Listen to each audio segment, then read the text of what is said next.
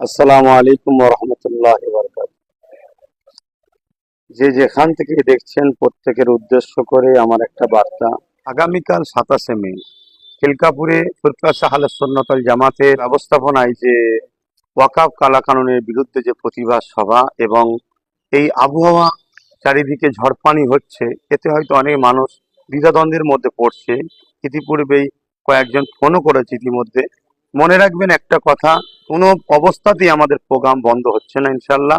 কেন, ঝড় পানি এটা তো স্বাভাবিক হবে, এটা সৃষ্টিকর্তার হুকুম হবে। আর এটাও তো হতে পারে তিনি আমাদেরকে পরীক্ষা নিচ্ছেন।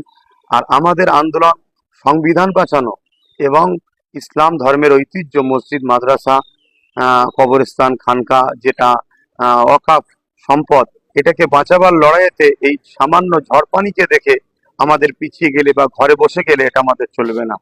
তাই ইনশাল্লাহ কোনোভাবেই আমাদের এই প্রোগ্রাম বন্ধ হচ্ছে না। যাই হোক, ঝড় হোক, পানি হোক, তুফান হোক, ইতিপূর্বে আমরা বহুত প্রোগ্রাম ভিজে ভিজে কাদাতে করেছি। আগামীকাল ওয়াকফ কালা কানুনের বিরুদ্ধে আমাদের এই প্রতিবাদ সভা অবশ্যই হবে ইনশাল্লাহ। কোনোভাবেই আমরা এই প্রতিবাদ সভাকে বন্ধ করে দিয়ে, বানচাল করে দিয়ে, আবহাওয়ার দোহাই দিয়ে পিছিয়ে থাকবো, এটা ইমানদার হিসাবে আমাদের ঠিক কাম্য হবে না। আশা রাখছি আমার ভালোবাসার মানুষ যেভাবে বিগত দিন আমার ডাকে সাড়া দিয়েছেন, আগামীকালকে 27শে মে মঙ্গলবার খিলকাপুর মাঠে আপনারা সকলে আসবেন। সুস্থ থাকেন, ভালো থাকেন, আল্লাহ হাফেজ।